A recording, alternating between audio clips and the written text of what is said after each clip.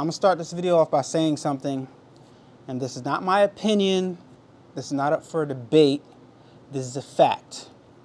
White toner transfer printers do sublimation better than sublimation printers. This is a fact. It's not up for debate. It's not an opinion. So if you open up your iColor 650, right up under the hood, you're gonna see a set of instructions that tells you the orientation to load up each cartridge according to what you want to do, each toner cartridge. All right, so we're setting it up in standard print mode for sublimation cartridges. So you want the black, the yellow, the magenta, and the cyan in that order. So I'm going to switch out my toner cartridges to my sublimation cartridges. As you guys can see, there's my set of sublimation toners right there, and there's my Staples paper, my regular Staples paper, and here's my iColor 650 with the current toner in it. So as it's set up right now, it's set up for regular white toner with the cyan, yellow, magenta, and then the FW cartridge. The sublimation cartridges say dye sublimation right on the front of them right here. You can see right here where it says it. Other than that, the cartridges look fairly the same as the other cartridges, but good thing they labeled it so we know which is which. In the instructions, it recommends that you turn off your printer when you're doing this, and my printer is off. You actually have to press a power button to turn it on, but just to be on the safe side, I'm gonna go ahead and I'm gonna unplug the printer to make sure it has no power in it at all, so I can't possibly ruin my sublimation cartridges because they are quite a bit of expensive. So first thing I'm gonna do, take out my cyan and put my black where my cyan was. All right, and everything else. Yellow, yellow, right here, magenta,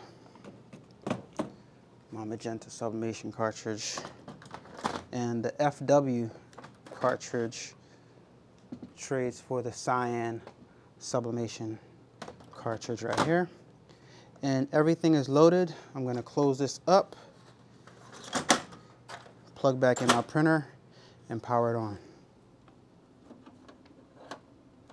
All right, I'm gonna hit the power button and let's look at the screen when I hit the power button, because the machine is going to go ahead and load up the sublimation cartridges. I'm not sure if you guys can see that. I'm not sure you guys can see what the screen says.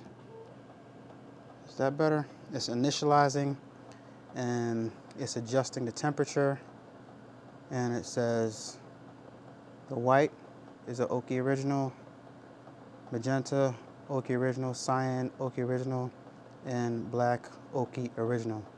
All right, so we're good to go. In yellow, Oki original. So we're good to go as far as the sublimation is concerned. It's going through that menu again, and then it's gonna go to standby mode. All right, so now, right now, they're fully loaded, as you guys can see, and I'm ready to print some sublimation, guys. Whew, that simple. All right, so this is the kicker. I got some regular 11 by 17 inch paper from Staples. I needed a really, really good graphic for this demonstration, so I went to Vexels.com and I put in a prompt. I used the AI feature on the Vexels.com website, and I put in a prompt and I told it to give me a guy with a bouquet of flowers sitting on a Lamborghini that was colorful, and it generated me an image, and now I downloaded it and I'm gonna print it out right now using our sublimation toner. So I'm sending it to print right now on the iColor 650, and let's see how this thing comes out. Spoiler alert, I already printed out 2 right here and it looks insane. I'm not gonna show you guys right now, but I wanna show you guys how fast this thing prints out. All right, there's also an option to make it go wireless. We'll get into that on another time, but right now I just want to show you guys how vibrant these images come out, because they come out more vibrant than any sublimation printer that I've ever used. All right, it's ridiculous how good these images look. Watch this. Here it comes right here. Regular paper, guys, regular paper, sublimation toner. All right, ready? Look at this. Look at this. Look how bright and vibrant this image is. It's dark in the studio right now, so I had to get you guys some better lighting, but I want you guys to take a moment and just get into how vibrant this print looks. Honestly, the first time I saw it when I was at iColor, I was amazed, but printing it in my studio, I'm still amazed at how much more vibrant these prints come out than any other sublimation image I've ever printed out. Normally when I print out a sublimation image, it looks a little dull on the paper and then it pops. You can see it's on the toner and then it pops after I sublimate it onto something. But right now, this pops just like this. So I'm anxious, just like you guys are anxious, to see how good this transfers onto polyester, 100% polyester. So let me go get a shirt right now and we're gonna go ahead and transfer this. Let's do it. 100% polyester. I'm just gonna put it on as normal. Image side facing down. All right, you're gonna go 4 fingers down for our image, right there on the shirt. And I'm gonna go ahead, because I'm not experienced with white toner sublimation, I'm gonna go ahead and follow the manufacturer's recommended setting, which is 300 and they actually recommend 380 degrees for 90 seconds. I'm gonna do 375 degrees for 90 seconds.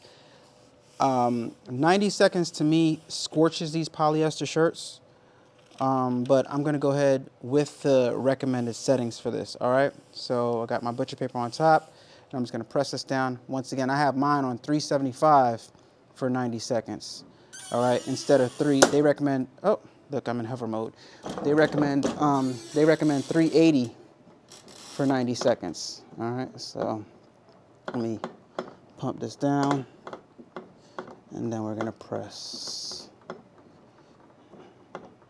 with light to medium pressure.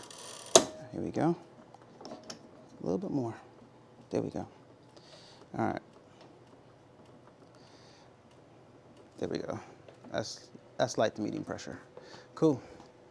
So guys, I'm just gonna go ahead and talk you through this because my Rode headphones died in the middle of this. So I peeled off the butcher paper on top, and to my surprise, when you take this off of the heat press, when your heat press pops up, you have to peel it right away or else it sticks to the shirt. As you guys can see, it's kind of like stuck to the shirt. So and I also think that I had way too much pressure on, and this is what happens when you have way too much pressure on. But as you guys can see, even though it's stuck to the shirt and I'm peeling it like crazy, the image still came off pretty good. But guys, if you can feel like how hard I was pulling this, it's kind of ridiculous. I really thought that the paper was gonna rip. Mind you, this is regular stock paper, so I had to kind of like peel it so that it wouldn't rip. But I'm gonna do this over again in the next scene so you guys can see, and do it with a lot less pressure. But for right now, I was just trying to get it off, and as you can see, the image came off on the shirt really good, despite I was thinking it was gonna like rip or something, or I don't know what I was thinking, but I know I put way too much pressure on there.